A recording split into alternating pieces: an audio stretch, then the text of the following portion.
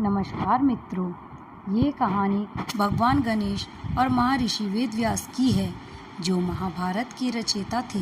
महाभारत लिखने के पीछे एक दिलचस्प कथा है, जिसमें भगवान गणेश ने महर्षि वेदव्यास की सहायता की थी। महाभारत लिखने की कथा महर्षि वेदव्यास ने महाभारत की रचना की थी, लेकिन उन्हें इसे लिखवाने के लिए एक कुशल लेखक की आवश्यकता थी। उन्होंने भगवान ब्रह्मा से इस विषय में सलाह ली। ब्रह्मा जी ने उन्हें भगवान गणेश की सलाह दी, जो बुद्धि, विद्या और लेखन कला में निपुण थे। महर्षि वेदव्यास भगवान गणेश के पास गए और उनसे महाभारत लिखने की प्रार्थना की। गणेश जी ने उनकी प्रार्थना स्वीकार की, परंतु उन्होंने एक शर्त रखी।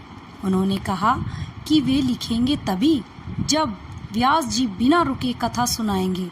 अगर व्यास जी रुके तो गणेश जी लिखना बंद कर देंगे।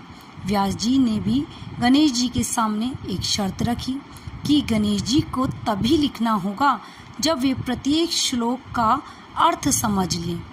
गणेश जी इस शर्त को मान गए। यह एक प्रकार से व्यास जी की रणनीति थी, ताकि जब तक वे नया श्लोक सोचें, गणेश जी को अर्थ समझने में समय लगे। इस प्रकार महर्षि वेदव्यास ने महाभारत की पूरी कथा गणेश जी को सुनाई और गणेश जी ने बिना रुके उसे लिख डाला। कहते हैं कि महाभारत लिखते समय गणेश जी की लेखनी इतनी तेज थी कि उनकी कलम टूट गई। उन्होंने पास में पड़ी अपनी दांत तोड़कर उसे कलम के रूप में इस्तेमाल किया और लिखना जारी रखा।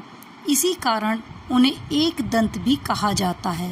यह कथा भगवान गणेश की बुद्धिमत्ता और महर्षि वेदव्यास की महानता को दर्शाती है।